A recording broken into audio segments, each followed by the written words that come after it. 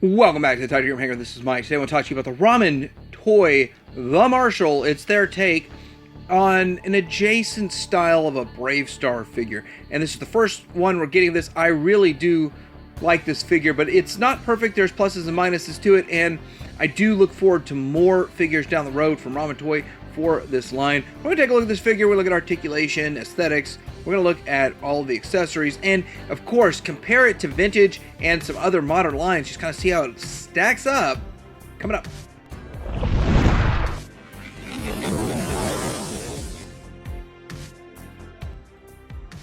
All right, for the packaging, here is the box. It looks pretty nice. It has actually got good artwork on the front. You can open it up and see the figure inside. You can see more artwork right here showing the puma, the bear, and all that kind of stuff. What does he turn into? And then on the side, he's just chilling. On the back, shows a little bit of artwork there. Cool looking artwork. Not really at all reminiscent of the vintage, but still very nice packaging overall. Alright, so here he is right out of the package, and I gotta say, he does look pretty good. I'm kind of impressed by the feel of him too, and there's his head sculpt. I think it looks pretty good. It's like a lot of people have said, and I kind of believe it, what they're saying is he looks like a little bit older version. But I am okay with it. And at first, this thing here, I didn't really think it was something I would like, but I think it is kind of cool now that I have it in hand, and it looks kind of interesting. It's a little bit different. I think I want to take it off though, so let's see how easy the head pops off. And then, there it is. And since we have the head off, we can look at the other head too and decide which one we want on there the most. Which, there's not much difference between the two heads. Very, very similar. I'll go ahead and pop on the alternate head that came with it, and we'll go rock from there. Now let me get that on there just right. Alright, there. It's got that double dog bone articulation in the neck joint, so got to get that lined up just right. Alright, so here he is without this on, with the alternate head on. And then let's go ahead and get a look at him. And he comes with this blue vest on, which you can take that off and put on the other vest if that's the thing that you want to do. And then down here we got this belt, which appears to be possibly removable on this belt. If you want to get them stripped down to more of a, I don't know, maybe just more of a bare bones look without the belt on. I think I would like the belt to come down a little lower over the waist piece. Kind of like that. I think that looks a little bit better on that belt. That looks good there. Then coming down here, we have, this is rubber right here, which is good, so that when he has articulation, we get to articulation, it's going to be better for articulation. And then down here, this blue stuff here, this is removable somehow. I'm not sure how. I've seen people take it off. I will not be bothering with all that. If it's not easily removable, I'm not going to be removing it. And with that, I kind of want this. I kind of have decided. I think I want this one to be as souped up looking as possible, and so that's what I'm going to do with that. But let's go ahead and start getting into some of these accessories. But before that, we got to do articulation. All right, head's going to go side to side, up and down, double dog bone, like I said, and you can get way down, way up. You actually have articulation in the ponytail on both the heads, which look very similar actually. And then shoulder going out to here, very smooth, and it feels semi-ratcheted. Interesting. And then you've got the 360, you got the bicep swivel. Over there, you have a double jointed, very good double joint at the elbow. Then the hands. Now, let's see, are there any in and outs on these hands? I think there is. It appears to be ball jointed, but it is pretty tight. Let me put in a holding hand. Alright, I don't like this. I mean, I understand what they're doing, but I had to use pliers to get this out. It did not come out easy.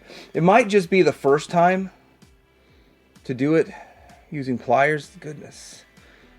But you do have up and down articulation. All this is in the articulation segment, but when I open it too, and I grabbed onto the large round part. Alright, so you do have the articulation in the up and down on this, especially if you get it in there correctly. All right, getting into the torso, you do have quite a bit of movement in the torso. That works, that's good. And then you have pretty much the same movement in the waist too, so you can get some pretty good articulation with it. And it holds. So when I see this type of articulation in an action figure, I always feel like it kind of wants to pull back up. I see it all the time. This one holds, so it's actually done right, which is really good, actually. And I wouldn't have thought of that. And the way they cut and put the vest on, you don't see the articulation cut so much. And even with the way it looks, you don't see the articulation cut so much. And since that came off so easy, let's get down here into the legs, up, back, side. That's fine. Thigh swivel. It's got thigh swivel, and of course you get what you get with the universal. You get the up and the down too, which will help it for the sitting. So the down movement will help it for the sitting on 30-30. We'll see that here in a bit. And then you've got some foot articulation down, up. Oh, toe articulation too. And side to side on that foot articulation. So quite a bit of articulation. You got quite a bit of options here with this guy for articulation. Is the Marshal going to do an Iron Man pose? Oh, he can. All right, for accessories, let's get into this. He does have what was shipped on him, the blue vest. You also get a white vest, so options are good. However you want to do that, and you can put that on him. You will need to remove his head to put these on and off. For now, I'm just going to kind of rock it with the standard look, as you can see right there, which actually looks pretty good on its own. But I do think where this figure is going to shine is when he's all armored up with all that stuff. For hands, he has the fists that we saw earlier. We have the actual gun holding hand. We have just a standard holding hand. We also have an open and splayed hand, so you can use it for all kinds of poses and stuff. I'm going to rock it with the gun holding hand and then just a holding hand, and I think that's how I'm going to roll. He does come with this axe here, and he has a holster, which will be able to plug into the side here. Now, it's not plugging into the leg. It's plugging into this armor that's on the leg, which is cool. It looks like a brown strap. Also, we have his gun, and it goes into a holster too, which I really like this. I mean, it makes sense. It's something that would make sense that you'd want to do. And then that plugs into here on the leg kind of strap piece.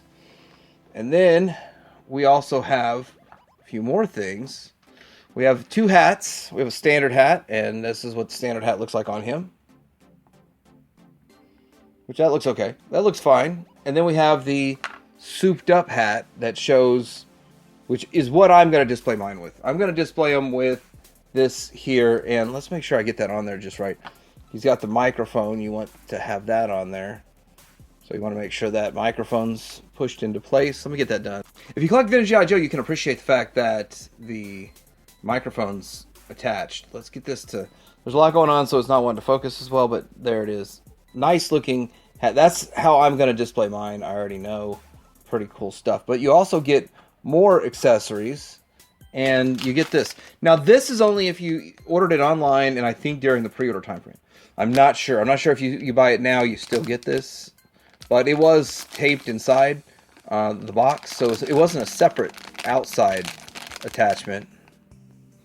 So you get some carium. I think you get two pieces that plug together, which is interesting. This carium is closer to what my Lego carium looks like that I got. But it actually is closer to the movie too, the show. And it would be nice if there was a way to get like a nice baggie of these, like 20 of them or something, so you could fill out a display with some carium and not just that one little piece. But it's nice that they included that. That was just an additional add-in for ordering it. And then we have this necklace, which we can put on his chest there. Then we get the gun, which looks a lot like the vintage gun. Let's bring that in. The rifle. It's a little shorter, but it's very similar. How can I hold this that you can see it all? But it's shorter, similar. It's blue, probably more like the actual show. And I guess since we're here, we can compare the Nutra Blaster. We're not comparing figures just yet, but the Nutra Blaster is smaller. It's blue. Yeah, he'll live. Is that a good way to compare it? Can you see the difference? Anyway, it's similar, very similar in design. Hard to show it off like so. There we go. There's the blaster. Here is a comparison of the Carium, the different types of Carium. The original vintage is the orangish, the reddish is the new stuff. All right, getting into comparisons, and I didn't show this, but this literally just, there's a slot here, tab here, it tabs in really well, but we'll see more of that here in a bit. Now, I want to showcase this. This is the vintage figure, which is a pretty decent looking figure, and it's like 8.5 inches tall. This one here is right around the 6 inch, little taller than 6 inches. And then this one over here.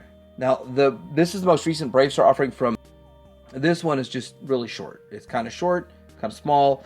And this does kind of look closer to cartoon. This looks a little more real world. And this is toy.